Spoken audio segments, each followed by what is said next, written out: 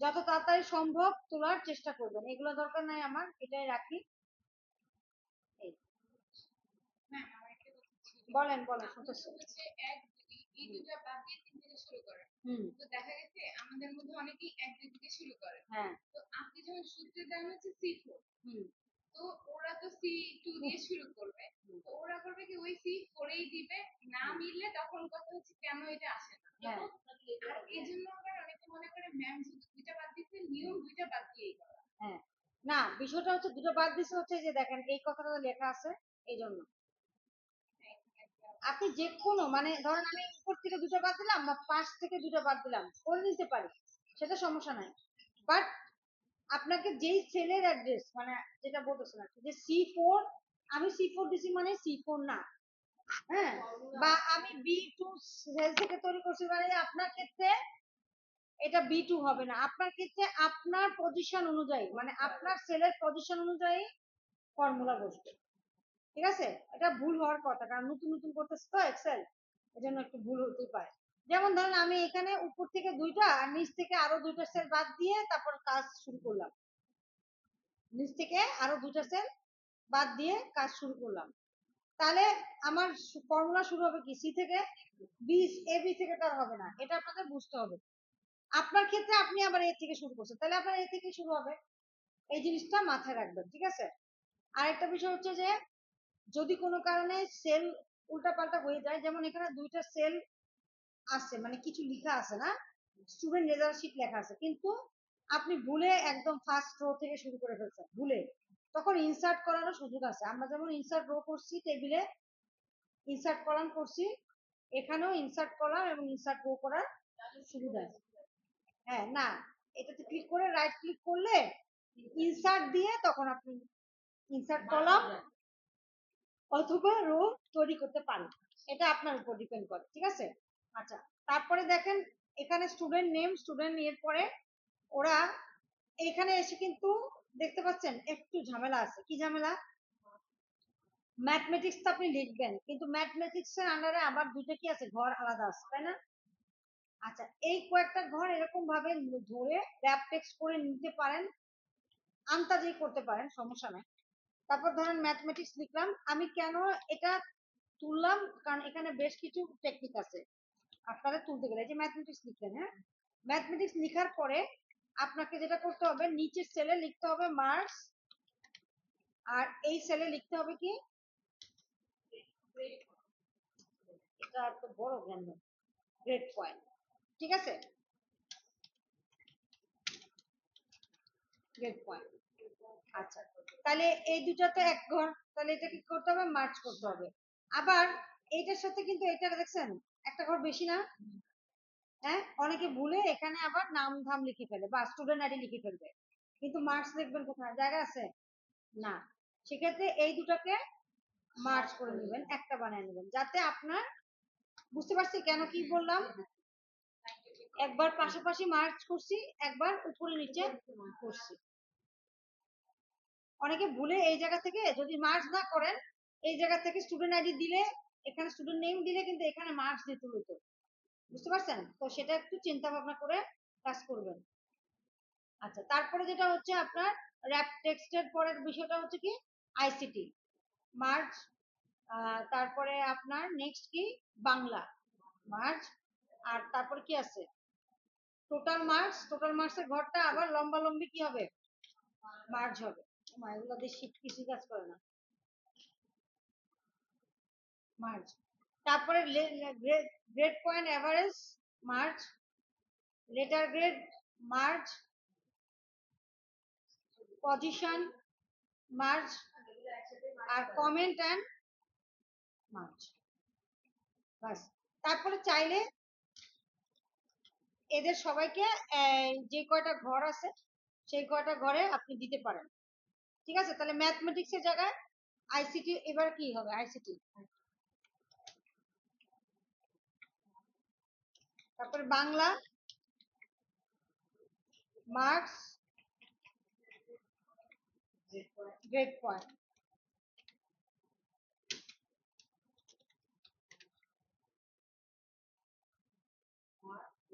হুম, আবার মার্কস,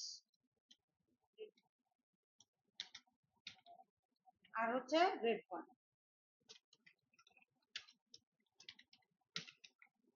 ওকে, তারপরে এখানে টোটাল মার্কস,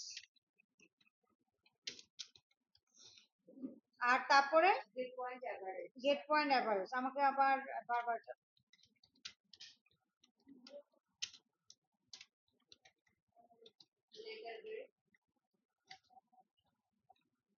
আর হচ্ছে লেটার গ্রেড আর পজিশন।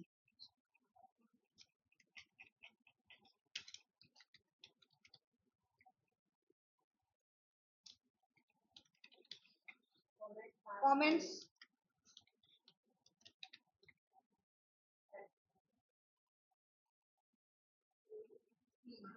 Pass, fail, absent. হয়তো মানে দেখাবো আর কি। এখন কথা হচ্ছে যে কয়টা ঘর আছে, 1 2 3 4 5, তাহলে টোটাল মিলে আমি 5টা ঘর নিয়ে নিলাম। ঠিক আছে, ভালো ঝামেলা করতেছে। 1 2 3 4 5, অল বর্ডার দিয়ে দেন। উপরে আবার এটা রয়ে গেছে, ওরে খোদা। ওকে, এবার দেখেন উপরে যেটা আছে এই সবগুলো মিলে একটা লেখা আছে, তাই না? তাহলে আমরা কি করতে পারি, student result sheet.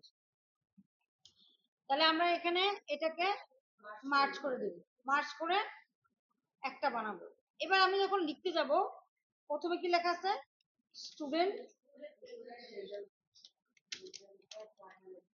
Result sheet. এবার যখন আপনি এন্টার দিবেন নিচে চলে যাচ্ছে না, নিচের সেলে, রাইট? আচ্ছা, এখন দেখেন এই যে স্টুডেন্ট রেজাল্ট শিট, এটা ঠিক নিচের লাইন দরকার আপনার, তাই না? নিচের লাইন দরকার, সেটা লেখা যে ফাইনাল এক্সামিনেশন রেজাল্ট, এটা লেখা ছিল result for the final examination. এটা লেখার জন্য আপনাকে যেটা সেকেন্ড লাইন, মানে একই সেলের ভিতরে সেকেন্ড লাইন আনার বুদ্ধি হচ্ছে অল্টার এন্টার। অল্টার এন্টার যদি প্রেস করেন তাহলে সেকেন্ড লাইন লেখার জায়গা তৈরি হবে। তাহলে কি লেখা আছে, result for the final examination.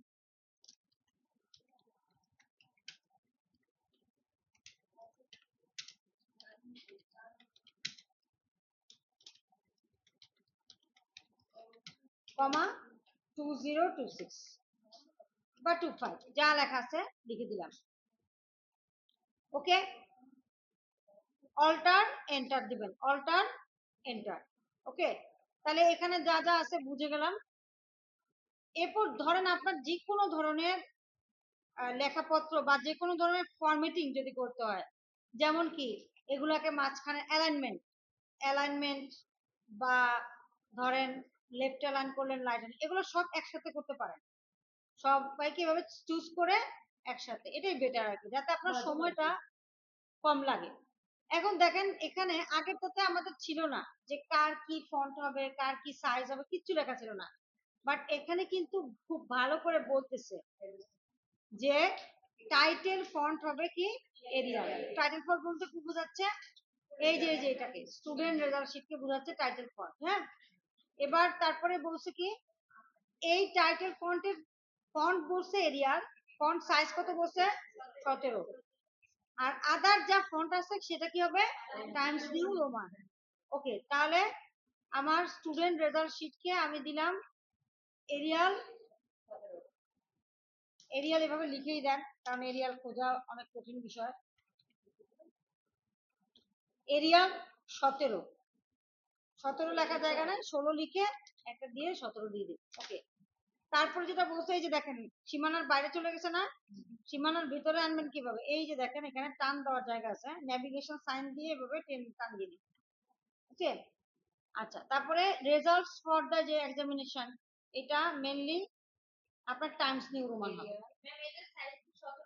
না না না, এটা subtitle, subtitle Times, Times new Roman দিয়ে দিলাম। হ্যাঁ, আচ্ছা, আর তারপরে এই যে এগুলা বা এরপরে যা লিখবেন সব হচ্ছে টাইমস নিউ রোমান।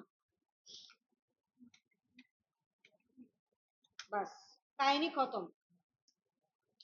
ঠিক আছে, এবার দেখেন এগুলো লেখার পরে আপনাদের যেটা হচ্ছে যে আমার স্টুডেন্ট আইডি বলতেছে, অনেক কিছু বলছে যে এমন একটা স্টুডেন্ট আইডি হবে যে স্টুডেন্ট আইডিটির কি হবে 6 ডিজিটের একটা স্টুডেন্ট আইডি হবে। হ্যাঁ, এবং এই স্টুডেন্ট আইডি যে 6 ডিজিট থাকবে তার মধ্যে 5 ডিজিট হবে কিসের নাম্বার, 1 ডিজিট থাকবে এস।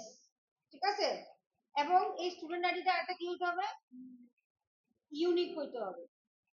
এই যে মুখ বন্ধ করেন, মুখটা বন্ধ করেন, হাত কত কিছু কইছে, এই যে আপনার পিছেতে। ঠিক আছে, তাহলে একটা হবে কি যে একই স্টুডেন্ট আইডি, যেমন ধরেন আপনাকে যদি আমি রোল 1 দেই, আমি কি শাহরিমাকে ওকে রোল 1 দিব না? রোল 1 বলে ডাকলে তো আপনারা দুজনে চলে আসবে, তাই না? তো এটাই বলছে যে প্রত্যেকটা স্টুডেন্ট আইডি কি হবে ইউনিক হবে, মানে একই স্টুডেন্ট আইডি দুইজন পাবে না। এবার স্টুডেন্ট আইডি কি হবে পাশে এস আর এই পাশে 5 ডিজিট থাকবে। ওকে, তো এইটা যেটা আছে এটা বহুত কঠিন একটা সূত্র, এটা আজকে বুঝাইলে আপনারা কালকে থেকে ক্লাসে নাও আসতে পারে। ঠিক আছে, তো এটা আমি আজকে বুঝাবো না, এটা থাকুক আপাতত, একটু বড় হন এক্সেলে তখন বুঝাবো। আপাতত স্টুডেন্ট আইডি গুলা আমি এমনিতে যা আছে তাই লিখে রাখি, মানে ওরা যা লিখছে তাই লিখে রাখি। আমরা বাকি কাজগুলো আগে শিখি, যেগুলো একটু সোজা সেগুলো আগে শিখি, তারপরে যদি সুযোগ পাই তাহলে ওটা শিখবো। মনে হয় না আজকে পাবো? অবশ্যই, এটা অনেক ইম্পর্টেন্ট একটা এক্সেল শিট যেটা আপনার আসতে পারে। এবার আপনাদেরকে আমি আরো দুটো ইম্পর্টেন্ট কথা বলি, সেটা হচ্ছে আমরা করবো কারণ স্টুডেন্ট আইডিটা কমপ্লেক্স, অ্যাসেসমেন্টের দিনও এটা আসতে পারে। আপনার ধরেন এখানকার সূত্র সব মনে আছে, বাট স্টুডেন্ট আইডি আপনার মনে নাই, সেক্ষেত্রে কি করবেন?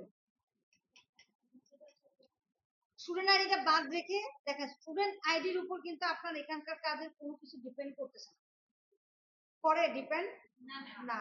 সেক্ষেত্রে আপনি স্টুডেন্ট আইডিটা কি স্কিপ করে অন্য যা আপনার মনে আছে আপনি সেগুলো প্র্যাকটিস করেন, তারপর স্টুডেন্ট আইডিটা আস্তে ধীরে করেন। এটাও আপনারা মানে করতে পারেন আর কি যদি করেন।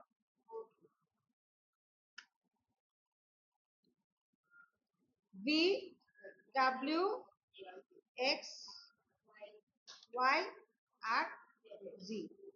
এবার মার্কসে হচ্ছে 75, এটা একটু সিমিলারিটি আছে, আমি একটু দেখাই। 16, 55, 99। একইভাবে এখানে 78 অ্যাবসেন্ট, 60, 63, 75। আরেকটা হচ্ছে কি 43, 81, 60, 53, 74। এই ঠিক আছে দিলেন। এরপরে ধরেন আপনার এখানে আপনার বসে যে বলেই দিছে গ্রেড পয়েন্টে, খুব ইজি, বেশি কিছু না, মাল্টিপল ইফ ব্যবহার করতে হবে। যদি 80 এর উপরে হয় তাহলে কত দিবেন 5, 40 এর উপরে 70, 80 ঠিক নিচের পয়েন্ট কত? হ্যাঁ না না 80 ঠিক ইমিডিয়েট 79, মানে সিকোয়েন্স ঠিক আছে, তাই না? মানে মিসিং কোনো সিকোয়েন্স নাই, মিসিং সিকোয়েন্স মানে 13 থেকে 17 যেমন বাদ পড়ছিল এরকম নাই, মানে অ্যাবসেন্ট ওকে।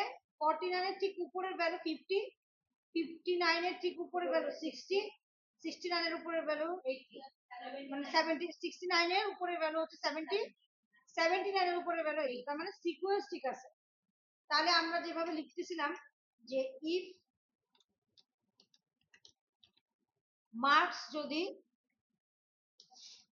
আইদার বলতে পারেন যে ইফ আপনার এই ঘরে যদি কোনো অ্যাবসেন্ট পাই, খেয়াল করেন, এই ঘরে যদি কোনো কি পাই, এবিএস পাই মানে অ্যাবসেন্ট পাই, তাহলে অ্যাবসেন্ট প্রিন্ট করব, তাই না? অ্যাবসেন্ট প্রিন্ট করবে, ওকে। কিন্তু যদি তা না হয় তাহলে আরেকটা ইফ হবে। এই ইফের ক্ষেত্রে আমরা কি করব, যে এত কি গ্রেটার দেন, বা আপনি 59 থেকে ধরতে পারেন যে 59 এর নিচে বা তার সমান কিনা, 49 এর নিচে বা তার সমান কিনা, তাহলে কি দিবেন, গ্রেড পয়েন্ট কি দিবেন, 0, রাইট। কিন্তু যদি তা না হয় তাহলে আবার ইফ, যদি C5 গ্রেটার দেন এবং ইকুয়াল কত 59 হয়, তাহলে দিবেন কত 2, ঠিক আছে। আবার কমা দিয়ে ইফ C5 যদি গ্রেটার দেন এবং ইকুয়াল 49 গেল না, তাহলে 59 হবে, ও 69, হ্যাঁ 69 এর, আচ্ছা গ্রেটার দেন বলতেছি, এটা তো লেস দেন হবে, আপনারা বলেন না কেন, লেস দেন, এটাও লেস দেন, এটাও লেস দেন, ঠিক আছে। 69 হয় তাহলে কত দিবেন, 3। আবার ইফ C5 যদি 79 বা তার ছোট হয় তাহলে কত দিব, 4, আর আদারওয়াইজ 5 দিব।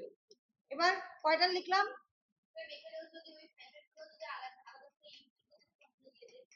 দিতে পারেন, তাহলে সেটা যদি হয় তাহলে কি হয়, যে ইফ,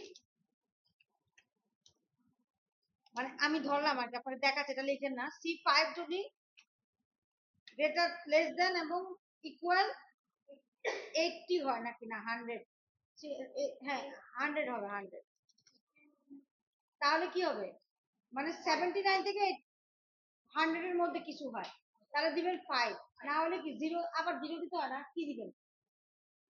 এই জন্য একটা সূত্র আমরা সবসময় কম লিখি, মানে এটা না সূত্র, এই সূত্রটা যদি পূর্ণ হয় তাহলে 5 দিবেন, কিন্তু যদি সূত্র পূর্ণ না হয় তখন কি কিছু তো নাই লেখা, এই জন্যই আমরা এখানেই বলে দেই আদার দেন 5। এবার আপনি 1, 2, 3, 4, 5 দিলেন, এবার দেখেন, একটা টান মারেন, 35 পাইছে, 35 কত, এই রেঞ্জ অনুযায়ী 35 কি হয়, 0ই হয়, ঠিক আছে। 55 দিছে 2, এই রেঞ্জ অনুযায়ী 2 হয়, 16 0, ঠিক আছে। কিন্তু কোনো অ্যাবসেন্ট প্রিন্ট হলো না কেন, এখানে অ্যাবসেন্ট বলতে এবিএস বলতে কিছু নাই। আচ্ছা এবার দেখেন, এটারই রিপিট এখানে হবে, তাই না, একই ফর্মুলা না, জাস্ট কি চেঞ্জ হবে, সংখ্যাগুলো না, সেল অ্যাড্রেস চেঞ্জ হবে, সূত্র তো একই। C5 এর জায়গায় কি হবে, E5, আর এখানে যদি লিখতে যাই তাহলে C5 এর জায়গায় কি হবে, G5, এই এটা হচ্ছে, এটা একটা মানে সুবিধা আর কি।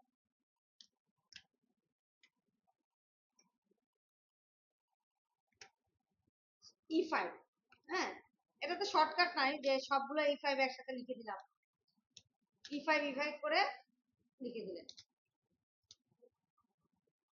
ওকে। বাস আজকে এই পর্যন্তই থাক, তারপর নেক্সট দিন বাকিটা করব।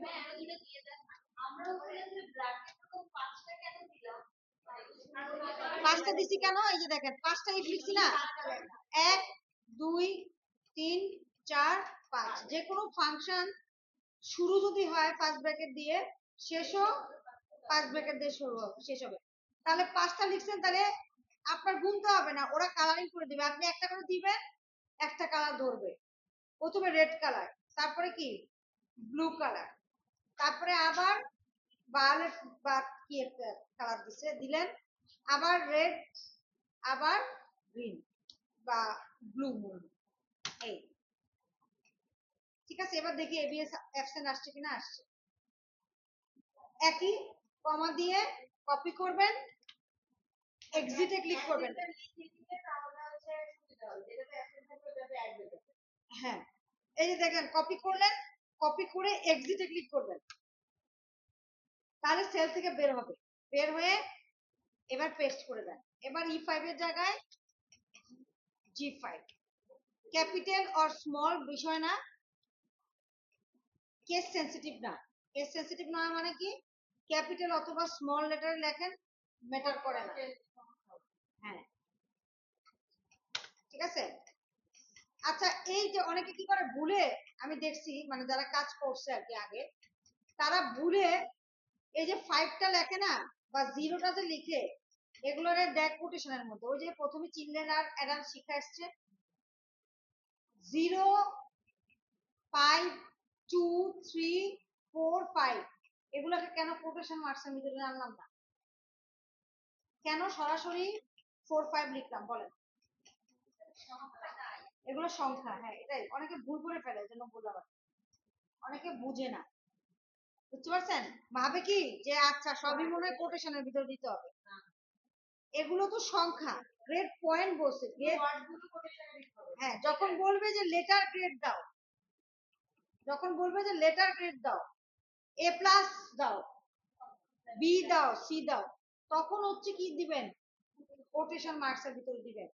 বাট নিউমেরিক সংখ্যাকে কেন কোটেশনের মার্কসে দিবেন? নিউমেরিক সংখ্যাকে আমরা, নিউমেরিক মানে কি বলেন?